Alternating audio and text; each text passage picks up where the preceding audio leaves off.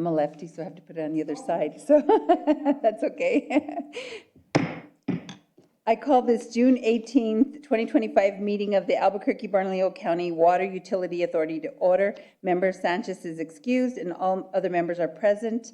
Member Sengel will be here shortly. So with that, we'll move on to item 2, which is a moment of silence, and then the Pledge of Allegiance, and I think we'll do that jointly. So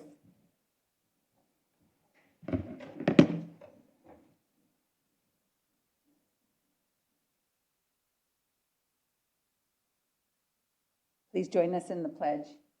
I pledge allegiance to the flag of the United States of America and to the republic for which it stands, one nation, under God, indivisible, with liberty and justice for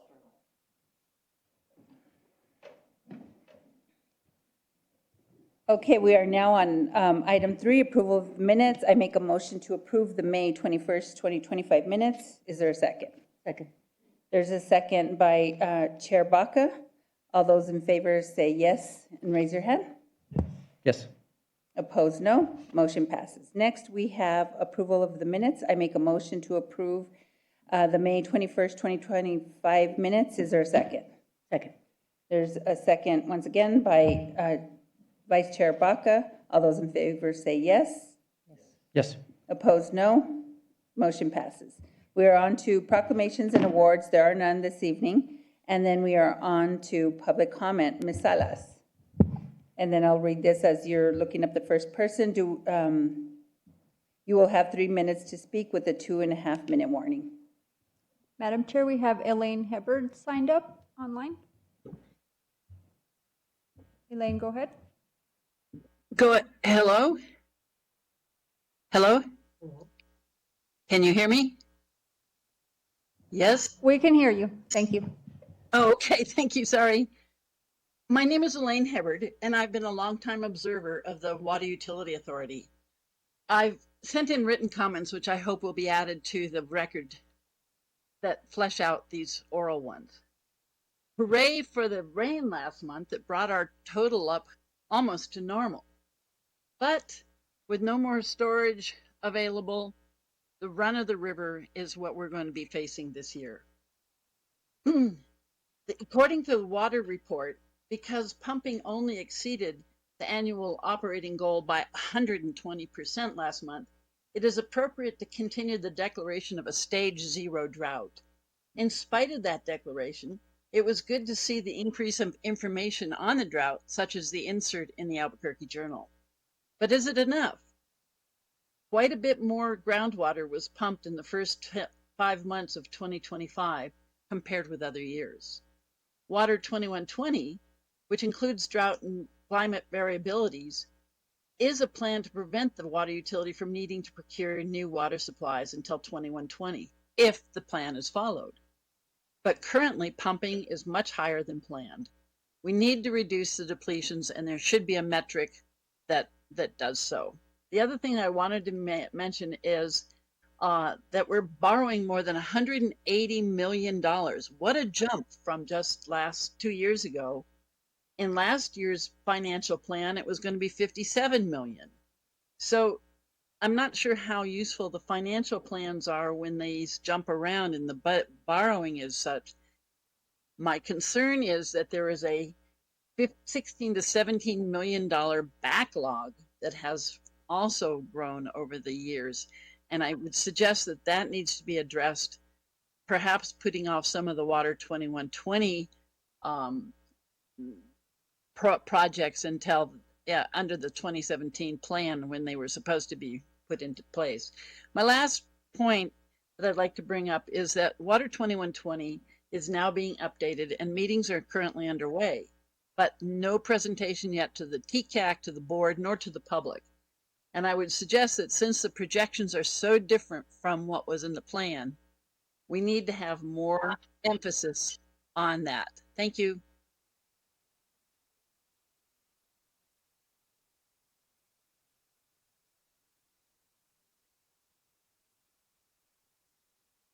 I'm sorry. Hello?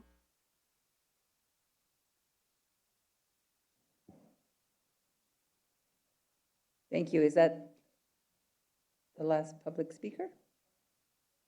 Madam Chair, that was the only one. Okay, thank you.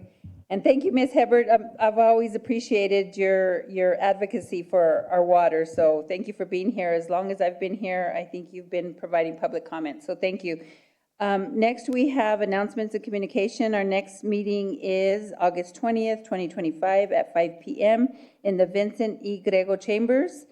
And so now we are on to item 7, which is introduction of legislation. And this is the first is R2524, authorizing the issuance and sale of Albuquerque-Bernalillo County Water Utility Authority Senior Lien Joint Water and Sewer System Improvement Revenue Bonds. We have Mr. Harrigan with RBC Capital.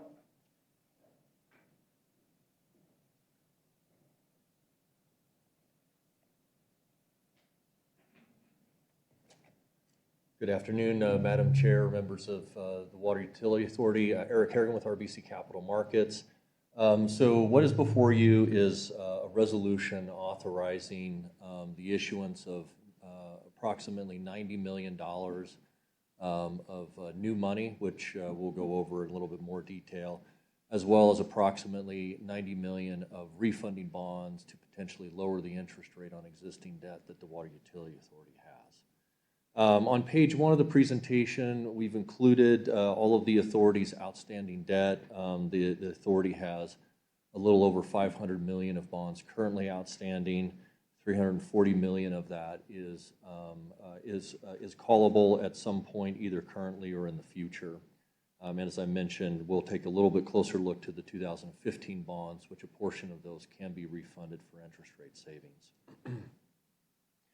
The authority does have very rapid repayment of its debt due to its conservative debt policies. Over 50% of your debt will be paid off in the next 5 years, and over 80% of your debt will be paid off within the next 10 years. As you'll see on the next slide, but before we get into that, you are well positioned to fund, a significant portion of Water 2120 over the next 4 years because your debt does pay off so rapidly. And then in addition, the Water Authority has ratings of AA+ from Standard & Poor's, AA2, and AA+ from Fitch.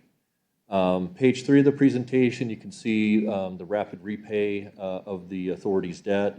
As we kind of get into the new money, the new money is being structured to take advantage of the decline in the authority's debt service, and we're going to continue to maintain the amount of annual debt service that the authority pays. So for the new money project, $60 million of it will be for basic rehab projects. This will be financed on a 12-year basis. Then the $10 million for reservoir improvements and the $20 million for new buildings and the Southside Water Reclamation Plant. Those will be financed on a 25-year basis. These are consistent with the Water Authority debt policy. So as mentioned, the 2015 bonds, they will become currently callable, and the authority can currently refund a portion of those for interest rate savings. Only the maturities that generate 3% or more will be refunded. Interest rates, as we all know, can fluctuate from time to time. In the event that we get to the point where we price the bonds, if none of the refunding maturities achieve 3% savings, none of those will be refunded. We've provided the various projects down below.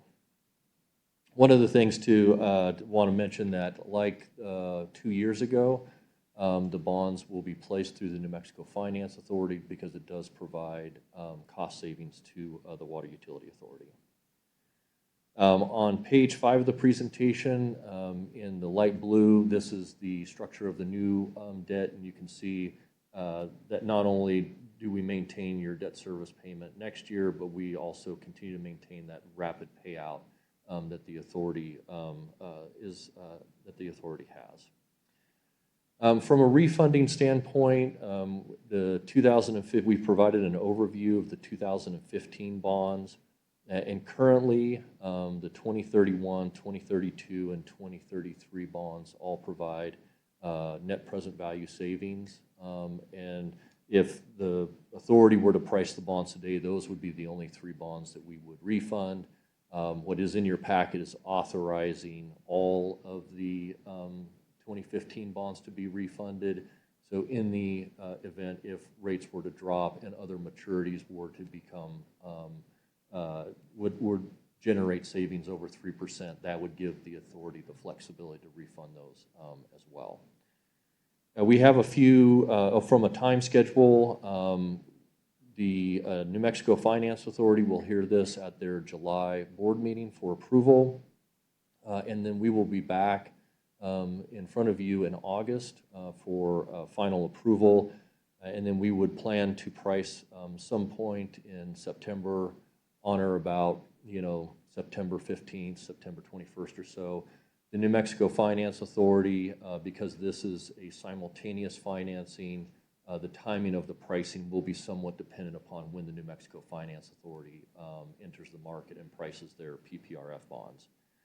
We anticipate closing to be mid-October, and that's when funds would be available for the authority to expend on the projects, and that's when, and that will also be when the bonds that do generate 3% present value savings will be refunded and replaced with those lower interest bonds. From a market standpoint, we've obviously seen a lot of volatility in the markets from a number of things, both domestically and internationally, geopolitically.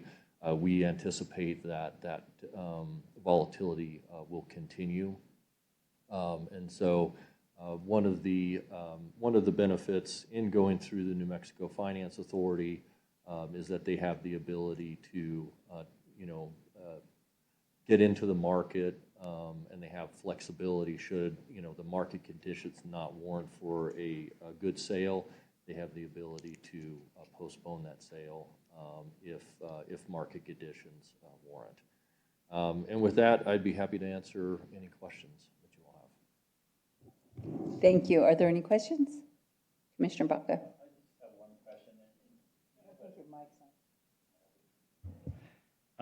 Just a ballpark estimate of the savings from the refunding of the 90 million? Yeah, Madam Chair and Commissioner Baca, the savings are between those 3 maturities right now are estimated to be around $2 million, close to $1.5 to $2 million in net present value savings. So that would be savings in today's dollars. Thank you. Thank you. Any additional questions? No? Okay. Thank you. I appreciate you being here. Just hearing this over the years, I've always just been impressed because I know at the city it takes us a little bit longer, and I appreciate the efficiency. So thank you. Thank you. So now we are on to item 8, consent agenda.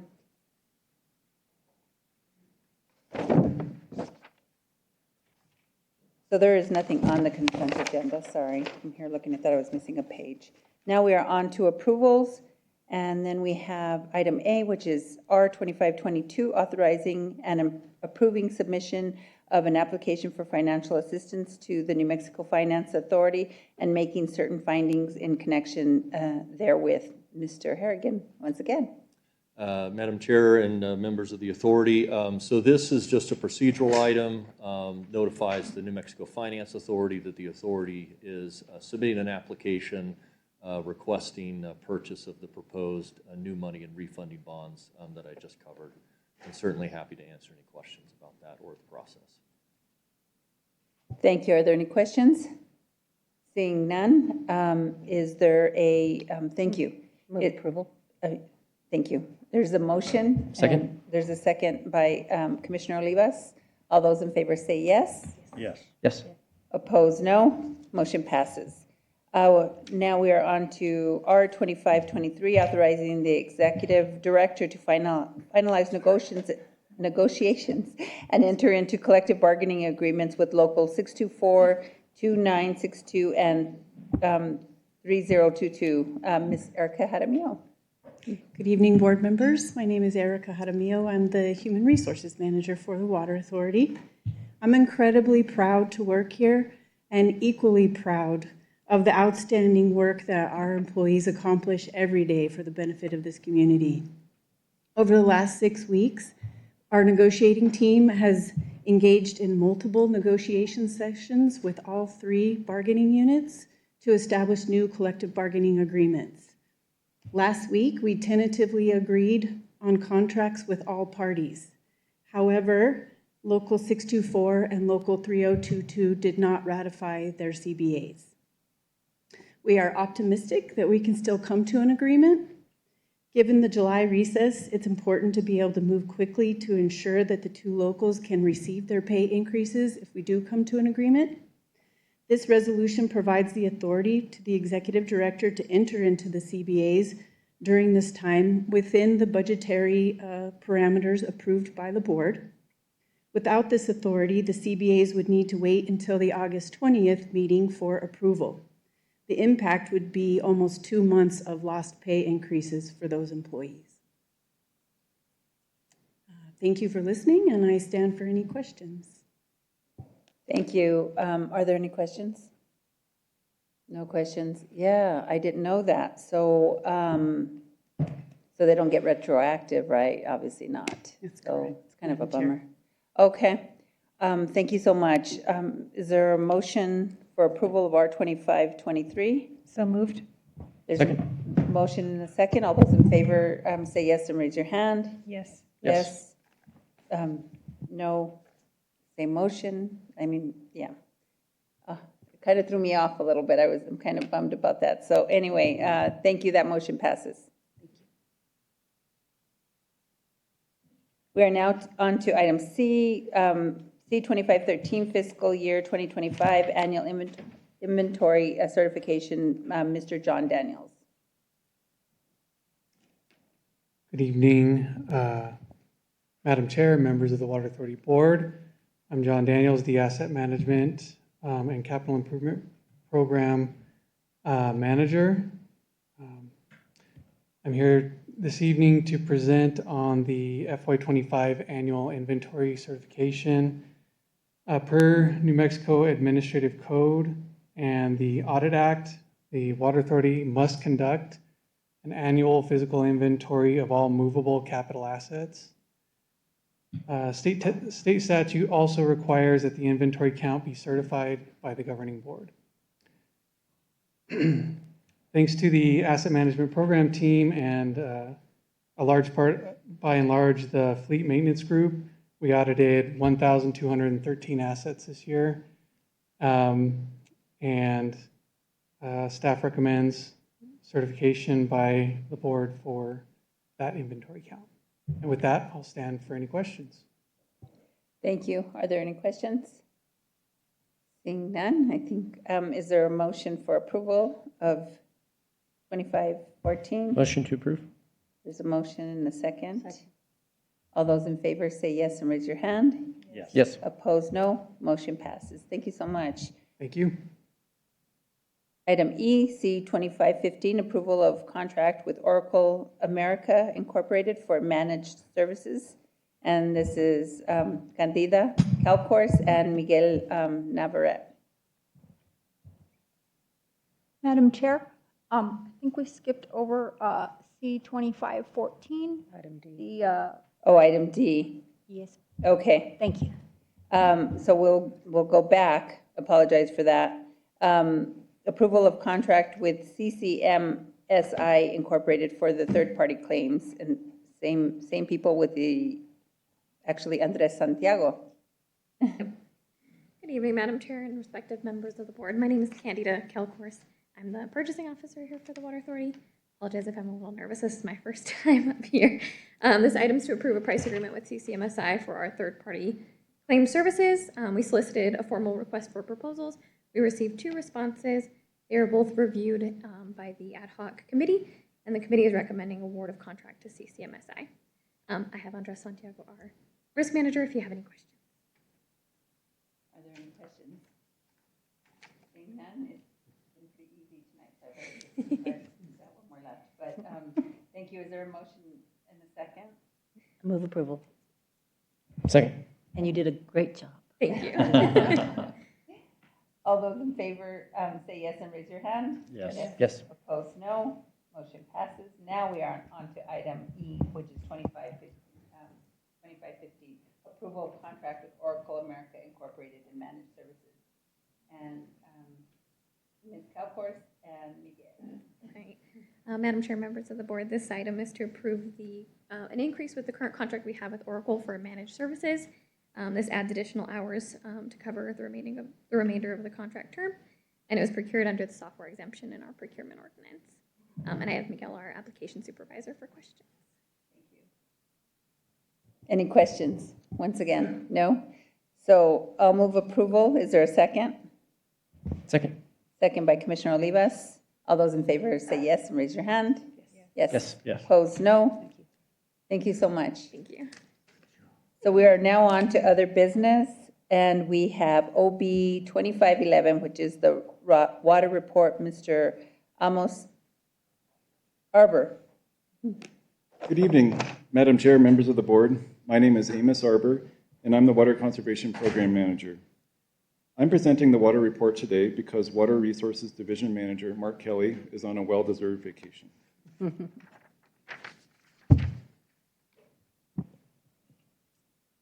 To start, I'll review the supply metrics snapshot. And just as a reminder, because of the timing of the production reports and the slide deck deadline for this meeting, the supply metrics presented on this slide are using May demand data, and the drought map and weather data is from the first week of June. As you can see from the drought map on the left, nearly all of our county is in the D3 drought category. On the right, you will see our groundwater pumping is at 117% of our goal, down from last month, and the GPCD is currently at 127, well below our goal of 133. This is an image of the decision matrix from our board-approved drought plan. As you can see, we are still within stage 0, also called drought advisory. The information on the previous slide is what is used in this matrix to determine the current Water Authority drought stage. So just to review, our Drought Severity Coverage Index, or DSCI, is 300 or above. We're currently at 398. GPCD is under the goal of 133. We're at 127. Groundwater pumping is at 117% over the goal for the past 12 months, which puts us at stage 0 drought advisory. The drought advisory has triggered a few notable actions outlined in the drought plan, such as an increase in public education and advertising spending, a 24% increase over the average annual spending, and offering drought classes for a $20 rebate to our customers, which I will discuss later in more detail in this presentation. The daily temperature on the left and accumulated precipitation graph on the right of the slide are for the Albuquerque area from the 1st of the year through June 8th. Storms in May and the 1st of June have helped get us nearly caught up to the normal line for precipitation this year, slightly easing the grip of this current drought and allowing us to use San Juan Chama project water a touch longer than originally anticipated. The maps on this slide are of the outlook forecast for July through September for temperature and precipitation. These outlooks can and will likely change. And as of last month, the probability for higher than normal temperatures are forecast for our state and the entire country. Some good news, meteorologists are also forecasting equal chances that our monsoon season will be above or near normal this year. Unfortunately, the scientists at the Climate Prediction Center have released a drought outlook for the next 3 months, indicating that drought conditions are likely to persist across much of the western United States. Fortunately, a portion of northeastern New Mexico has improved since last month and is no longer in drought. As I mentioned at the beginning of this presentation, we are focused on educating our customers about the current drought conditions and what they can do to help. As part of this effort, we are hosting drought classes where attendees can receive a $20 rebate on their account. These classes have been held approximately every other Friday at lunchtime. The data on the top of this slide reflects the first 4 classes we've hosted. We've promoted them through various channels, including bill inserts, newsletters, social media, and our websites, leading to higher registration numbers than in previous years. This year, we've been managing registration and webinars in-house via Microsoft Teams instead of outsourcing. In addition to cost savings, this approach has allowed us greater control over the registration forms, enabling us to obtain valuable insights. For example, we now gather data on future topics customers are interested in, offer newsletter signups, and track how many people view the registration page. Registration page views are a new metric for us, and with over 600 views per class, it's clear we're effectively spreading awareness. We are also using registration information to plan upcoming presentations. Based on popular topics from registration forms, we have scheduled 8 new classes from July through October, featuring local experts from agency partners such as NMSU, Bernalillo County, Albuquerque Biopark, the Backyard Refuge, and the city's leading tree care specialist. A few example classes include water-wise vegetable gardening, maintaining tree health during drought, and creating a drought-tolerant refuge for yourself and wildlife. As you likely know, our governor issued an executive order at the end of May declaring drought and severe fire conditions.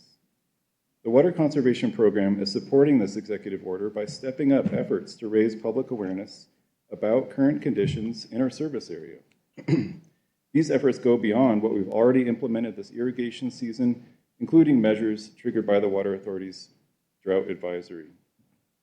A few of those measures include: we published a 4-page drought insert in the Albuquerque Journal this past Sunday, which highlights the current drought conditions, how our water resources are affected, the additional importance of conservation when we're not able to use San Juan Chama project water, steps everyone can take to help conserve water, and incentive programs we offer to help our customers reduce their use. Additionally, we are increasing the number of letters sent each month to the highest residential water users. These letters provide a cost-effective way to inform recipients about their water usage compared to others in their zip code. They also offer conservation tips and links to helpful resources we have, including free water audits. For commercial customers, we plan to send letters to sites that have exceeded Tier 3 water use for at least 3 seasons. As a reminder, Tier 3 is defined as 400% of their winter water average. These efforts are just part of our broader initiative to educate the community about the current drought and encourage responsible water use. This concludes my presentation, and I will stand for any questions. Thank you. Thank you. Are there any questions? You go first. All right. Mr. Arbor, it's going to feel like I'm picking on you, and I'm sorry I didn't realize Mark Kelly wasn't going to be here today. I'm going to ask you about the water table, and if you want me to wait until Mark Kelly's here, I'm happy to do that. In